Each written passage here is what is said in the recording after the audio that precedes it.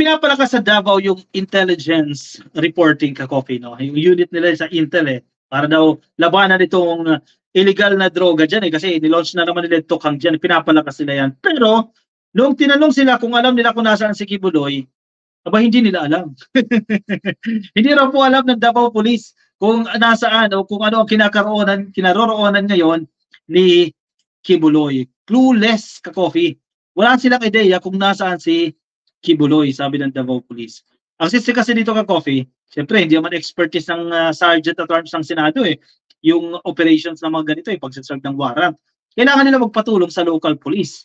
Kung outside Metro Manila, ang kaalaman ng tao ngayon, si Kibuloy, nandiyan po sa Davao, di ba? Sinabi niya naman yan, vocal Pero, nung tinanong ang pulisya, nasaan si Kibuloy? Clueless po sila sa kinaroroonan ni Kibuloy. Yan, nasa balitang ito ng ABS-CBN, Davao Police, clueless on Kibuloy's whereabouts. Kasi hanggang ngayon, wala pa rin tayo ideya. Ano na nangyari doon sa warrant of arrest o sa arrest order laban dito kay Kibuloy? Ang problema kasi, di ba, kanino ba nagsiserve ang local police, di ba? Usually sa LGU yan sino ang nasa LGU? Mga Duterte. Alam na. The Police Regional Office 11 and the Davao City Police Office, DCPO, said on Monday that they still have no idea on the whereabouts of televangelist Apollo Kibuloy, who is facing human trafficking and sexual abuse allegations. Pero pinapalakas sila Intel, yung Intel gathering, Intel reporting. Pero wala silang idea. Nasaan si Kibuloy?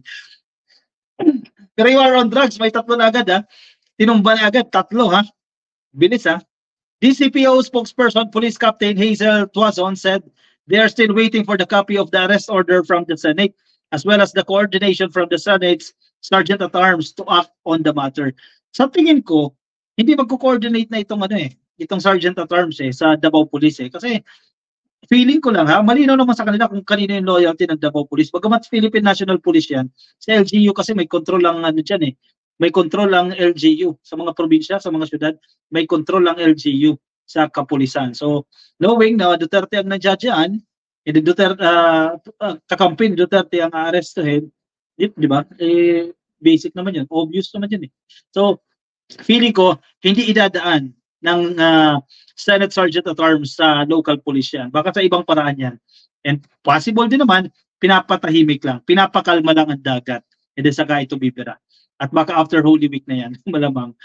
Tuazon earlier said the Senate Sergeant at Arms should coordinate with local police to avoid possible disorder during the serving of the arrest order as Kibuloy has many supporters. So yan, yun yung dahilan marami daw supporters si Kibuloy. Ang problema niyan, paano pag nag-abiso na ang Senado? O yan, sir, general, ano ba yan? O pupunta kami dyan, magsaserve kami ng arrest order. Sa police sinabi. Nakalusot. Chiching-chiching. Mahirap na, di ba? So, hindi ko alam kung ano magiging strategy ng Senado dyan. Definitely alam nila yan. Alam nila yung moves dyan. Kaya do not expect na Davao Police ang magsaserve dyan. PRO 11 spokesperson, Police Major Catherine De La Rey also said that they are ready to implement the arrest order.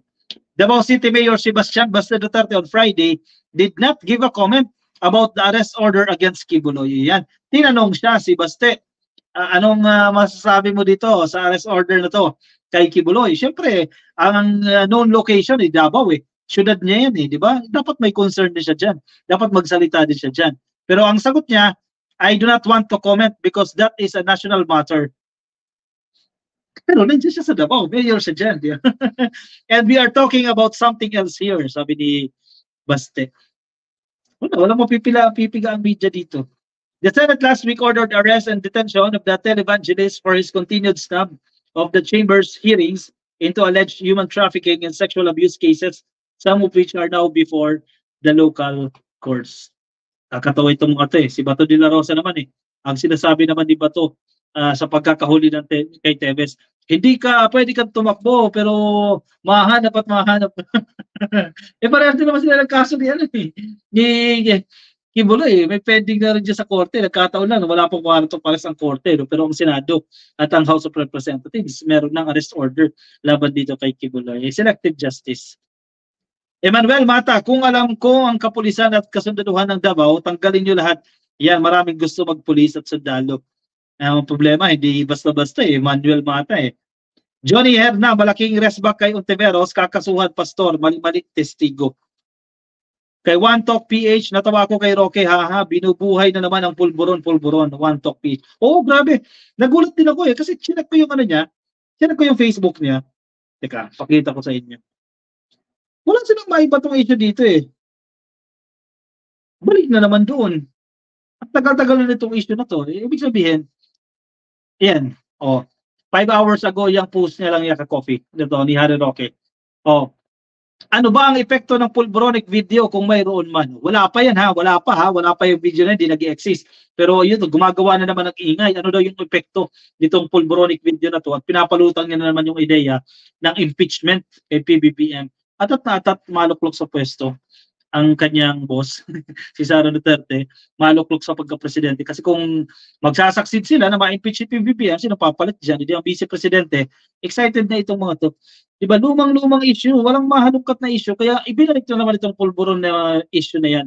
Itong video issue na, ewan ko kung meron ba, kung ano man yung pinangahawakan nila dyan. Hawak ng mga Duterte ang Davao, pati ang mga pulis doon, sabi ni Ernie Cala. Yun, nadali mo, sir. Kaya nga I do not expect na ang Sergeant at Arms ng Senado will closely work with the local police dyan sa Davao. Kasi alam nila yan So, obvious naman yan Asa na si Digong? Bakit nananahimik sila? Kay Digong ngayon, sabi ni Pres Thomas Morales. O nga, tahimik Wala tayong naririnig na issue dyan. He can run but he cannot hide. Ayan, Nilda Galvez. Yan ba yung statement? Parang ganyan yung sinasabi niya. Naubos na ang paninira, balik pulburon. Exactly. Third League Deming, wala na silang maisip na paninira kasi maganda yung ginagawa ng administrasyon. Yan, balik na naman. Epekto ng pulboronic video, tumingin dapat si Harry Mau sa salamin para makakita siya ng hibang sa MLG. Kasi ito, fan din ng Maharlika yan Balik confidential funds muna bago bumalik sa pulburon. Ayan, dapat pala. Dito muna tayo sa issue ng confidential funds. Kasi gas-gas na yan, ito naman ito. Ayaw talaga tumigil ni Harry Roque dito. Hindi mo alam kung anong ginawa sa kanya ni PBBM dyan. Bakit wala siyang tigil sa pagbirada dito? Roland Bancod, kung di pwedeng tanggalin mga kapulisan at mga military, palitan na lang silang lahat. Ang problema, hindi ganun basta-basta Sushi Su, shoutout po sa inyo. Pasok FBI, Redback versus Kibuloy, namihasa ng animal na bula ang Mr. Vibrator. Cambio. Glory Cristobal, mga abogadong pang grade level ang mga issue na ipinupukol sa admin. O nga Tapos tinitingnan pa nila baka maging grounds for impeachment daw ito ka-coffee. Next naman Dami nyo na namang naiisip dyan Anyway, sige. Move on tayo sa ating next topic. Kuha na ng kape ka-coffee. Kung nasa Facebook po kayo, di pa kayo naka-like sa video natin, yan, attendance check muna kayo dyan. Click nyo lang po yung like yan. Like ka-coffee sa Facebook. At kung kayo nasa YouTube, click nyo lang po yung subscribe or like din po sa video na to. Sige, move on tayo sa ating next topic.